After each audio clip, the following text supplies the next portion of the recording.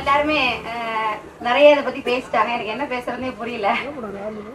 ஆனாலும் இதை பத்தி கண்டிப்பா பேச இருக்கு. இந்த கலாச்சாரம் மற்ற போதைப் பொருட்களை பத்தி நிறைய இருக்கு. ஒன்னும் பேசுறதுக்கு நிறைய விஷயங்கள் இருக்கு. ஏன்னா இது தொடர்ச்சியா நடந்துட்டே இருக்கு. 3 வாரம் முன்னாடி கள்ளச்சாராயத்தால 69 பேர் உயிரிழந்ததை பார்த்தோம். அது ஆல்ரெடி தெரிஞ்சிருக்கு, எல்லாருக்குமே தெரிஞ்சிருக்கு இந்த இடத்துல இது நடக்குது. எப்பயுமே செய்யக்கூடியவங்க தான் செஞ்சிருக்காங்க அப்படின்றது தெரிஞ்சிருக்கு. அது அரசு நினைச்சிருந்தா தடுத்து நிறுத்தி இருக்கலாம், ஆனா தடுக்கல. அது மாதிரி தடுத்து இருந்தாங்கன்னா இந்த 69 உயிர் பலி கண்டிப்பா ஆயிருக்காரு.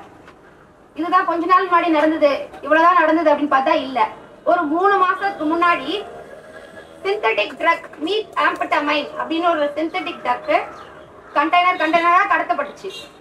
இதெல்லாம் இதுக்கும் மேல, அதெல்லாம் இந்த கலாச்சாரத்துக்கும் மேல விலை உயர்ந்த போதைப் பொருள், ரொம்ப ஆபத்தை கொடுக்கக்கூடிய போதைப் பொருள். அதெல்லாம் எடுத்துக்கிட்டாங்கன்னா ஒரு 30 நாட்கள் மேல ஆகும் நம்ம உடம்புல இருந்து வெளியேறதுக்கு. அந்த போதைப் பொருள்ல அவ்வளவு மோசமான போதைப் பொருட்கள். இந்த மாதிரி எல்லா விதமான போதைப் பொருள், தடை செய்ய போதைப் பொருட்கள் எல்லாமே ஈஸியா கிடைக்கிற மாதிரி இன்னைக்கு சமூகத்துல இருக்கு. இதுதான் பாத்தீங்கன்னா கஞ்சா. நிறைய பேர் கேள்விப்பட்டிருப்பீங்க. கஞ்சா, ஜாயிண்ட், கிசான், இந்த மாதிரியான வார்த்தைகள்ல சென்னையில, நார்த் சென்னையில, மற்ற சென்னை பகுதியில சொல்லுவாங்க.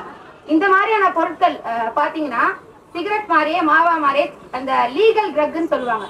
ஈஸியா கிடைக்கக்கூடியது, கவர்மெண்டே அனுமதிக்கக்கூடிய ட்ரக். அது மாதிரியே கஞ்சா பழக்கம் இன்னைக்கு வந்துருச்சு. சாதாரணமா 2 ஸ்கூல் பசங்களோ காலேஜ் பசங்களோ அப்படியே அழகா கை மாத்திக்கிறாங்க, ஒரு பேக்குள்ளே வச்சு அப்படி கொடுத்துக்கிறாங்க. இதெல்லாம் பார்க்க முடியுது. இந்த கஞ்சா பழக்கம், இந்த சிகரெட், மாவா, ஹான்ஸ் இத போலவே அதிகமாயிட்டு வருது. இதுக்கு எந்த ஒரு கண்டிப்பும் கிடையாது, எந்த ஒரு தடுத்து நிறுத்துறதும் கிடையாது. எங்கெங்க ஹப் இருக்கு, இந்த கஞ்சாவுக்கான ஹப் எங்கெங்க இருக்குன்னு எல்லாருக்குமே தெரியும், நிறைய பேருக்கு தெரியும். அப்போ கவர்மெண்ட்டுக்கும் கண்டிப்பா தெரிஞ்சிருக்கும். ஆனா அவங்க தடுத்து நிறுத்துன்னு நினைச்சிருந்தா தடுத்து நிறுத்திருக்கலாம். ஆனா அது பண்ணல. இப்ப ட்ரக் அது மட்டும் இல்லாம இப்ப மாவா, ஹான்ஸ், கூல் லிப் இதெல்லாம் சாதாரண பொட்டி கடையில கூட கிடைக்குது. அதெல்லாம் தடை இல்லாத பொருள். அது கிடைக்கும் போதே தடை செய்யப்பட்ட மாவா ஒரு டிரான்ஸ்பரண்ட் கவர்ல, ஒரு வெள்ளை கவர்ல விக்கிறாங்க. இது சாதாரண ஒரு பூக்கடையில விற்கிற பூக்கடையில பூ கட்டுற ஆயா கூட இதை விற்கிறாங்க. இந்த மாவாவை டிரான்ஸ்பரண்ட் கவர்ல விற்கிறாங்க. இது பாத்தீங்கன்னா மற்ற கடைகள்ல கிடைக்கக்கூடிய மாவா, ஹான்ஸை விட அதிகப்படியான கார்சினோஜன் அப்படின்னு சொல்ற. கார்சினோஜன் அப்படின்னா கேன்சர் உண்டாக்கக்கூடிய ஒரு திரவம். அது அதுல அதிகமா இருக்கு. கலப்படங்களும் அதிகமா இருக்கு. அதுவும் விற்கிறாங்க. அதுவும் பசங்களுக்கு தெரியும், நிறைய ஆட்டோக்காரங்களுக்கு தெரியும் அது எங்க கிடைக்குதுன்னு. ஆனா அது ஏதாவது கம்ப்ளைண்ட் கொடுத்தா காலையில போவாங்க, சாயங்காலம் வந்துருவாங்க. அதை பத்தி ஒரு ஆக்ஷனோ அதுக்கு ஒரு முற்றுப்புள்ளியோ வைக்கவே இல்லை எந்த அரசியல் கட்சினாலும்.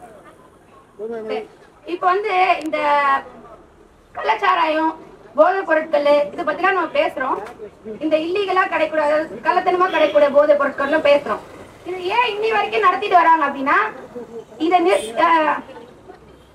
இப்போ கவர்மெண்டே நடத்தக்கூடிய ஆல்கஹால், அப்புறம் மாவா, ஹான்ஸ் பொருட்கள் இதெல்லாம் ஏன் இன்னி வரைக்கும் நடத்திட்டு வராங்கன்னா, இதை நிறுத்தினா, இதை கட்டுப்படுத்தினா இந்த கள்ளத்தனமா விற்கக்கூடியது எல்லாமே அதிகமாயிடும். ஆனா அதையா நம்ம பாக்குறோம். இது ஒரு பக்கம் நடந்துட்டு தான் இருக்கு, அதுவும் ஒரு பக்கம் நடந்துட்டு தான் இருக்கு. இது ஒரு சாக்கு மாதிரிதான் சொல்லிட்டு இருக்காங்க தவிர இது குறைச்சாலோ இது அதிகமாக போறது இல்ல. எப்பயும் நடக்கிறதா நடக்குது. ஆனா இவங்க இது ஒரு சாக்கா சொல்லிட்டு இருக்காங்க. இப்போ கவர்மெண்ட் லீகலா விற்கிறதுங்களா ஆல்கஹாலு, மாவா, ஹான்ஸ் இதெல்லாம் விற்கிறாங்க இல்லையா, இதுலயே நிறைய ரூல்ஸ் ரெகுலேஷன்ஸ் ஃபாலோ பண்றது இல்ல. என்னன்னா ஒரு இதெல்லாம் லீகலான ட்ரிங்க் தான், இல்லன்னு சொல்லல. கவர்மெண்ட் விற்கிறது எல்லாமே லீகலான ட்ரிங்க். ஆனா லீகல் ஏஜ், வயது வரம்புன்னு ஒண்ணு இருக்குது. அதை எங்கேயாவது பயன்படுத்துறாங்களான்னு கேட்டா இல்ல. இப்போ புகையிலை பொருட்களுக்குலாம், மாவா, ஹான்ஸ், சிகரெட் அந்த மாதிரியான புகையிலை பொருட்களுக்குலாம் 18 வயசு லீகல் ஏஜ். அதுக்கு மேலதான் அவங்க போய் ஒரு கடையில வாங்கலாம். அதே மாதிரி கவர்மெண்ட் விற்கக்கூடிய சாராயத்துக்கு 21 வயசு தான் அனுமதி இருக்கு. ஆனா இந்த வயது வரம்ப யாராவது கடைபிடிக்கிறாங்களான்னா இல்ல. எங்கேயாவது போனா சிகரெட் வாங்குறதுக்கோ இல்ல இந்த மது பாட்டில் வாங்குறதுக்கோ போனா எங்கேயாவது ஸ்மார்ட் கார்டு இருக்கா, ஆதார் கார்டு இருக்கா, உங்களுக்கு வயது நிரம்பிருச்சா எங்கேயாவது கேட்கறது இருக்கா? 1 கிலோ அரிசி கவர்மெண்ட் ரேஷன் கடையில போய் ஸ்மார்ட் கார்டு, ஆதார் கார்டு எல்லாம் வாங்க முடியுமா? ஆனா ஒரு 10 வயது 11 வயது பையன் போய் உமா பொடினா நிறைய பேர் தெரிஞ்சிருக்கோம், மூக்கு பொடி. இத போய் கேட்கலாம்.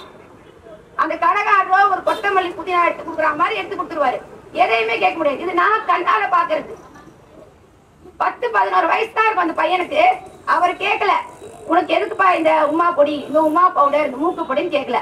நான் கேட்கிறேன். எனக்கு ரொம்ப கஷ்டமா இருக்கு அந்த பையனை பார்க்கும் போது. கேட்கறேன், இது எதுக்குப்பா? எங்க ஆயாவுக்குன்னு சொல்றான். ஆனா அவங்க ஆயா தான் அது உபயோகப்படுத்துறாங்களா இல்ல ஏன் நம்ம ஆயா அதை விட்டு இருக்க மாட்டேங்குது அவன் உபயோகப்படுத்தி பாக்குறான்னா நமக்கு தெரியாது.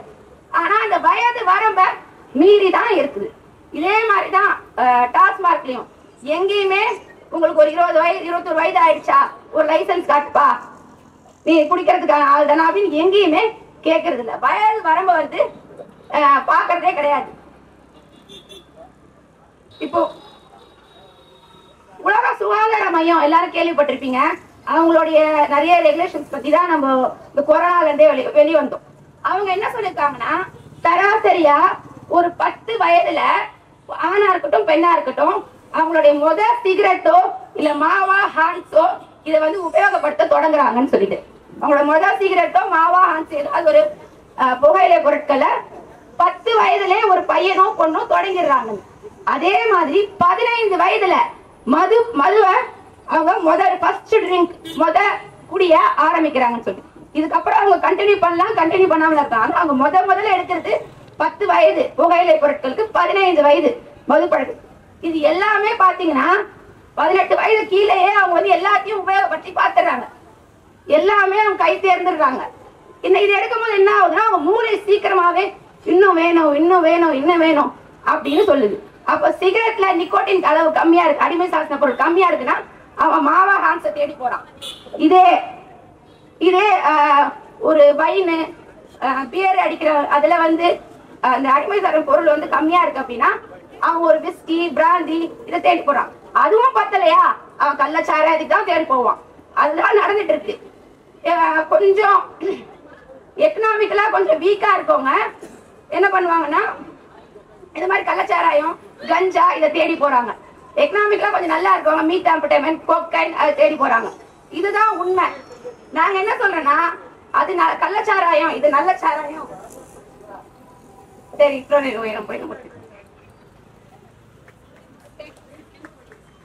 அதான்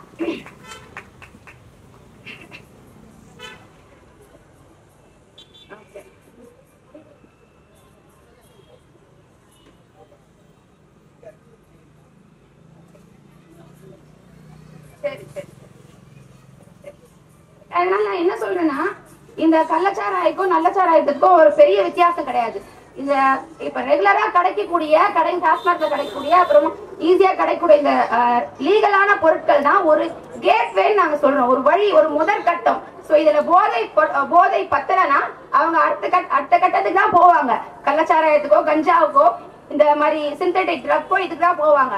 அதனால இதுக்கும் கவனம் செலுத்தணும். ரெகுலரா கிடைக்கக்கூடியதோ அதுல விதிமுறைகளை ஃபாலோ பண்ணணும். எந்த பசங்களுக்கு கிடைக்கணும், யார் கிடைக்கூடாது, இந்த பொறுப்பு ஒரு கடையில இருக்கிற எல்லாருக்குமே வேணும், அங்க விற்கக்கூடிய எல்லாருக்குமே வேணும். இதெல்லாம் யார் ரெகுலேஷன் பண்றது? கவர்மெண்ட் தான் ரெகுலேட் பண்ணும். சோ இதோட என்னோட முடிச்சுக்கிறேன்.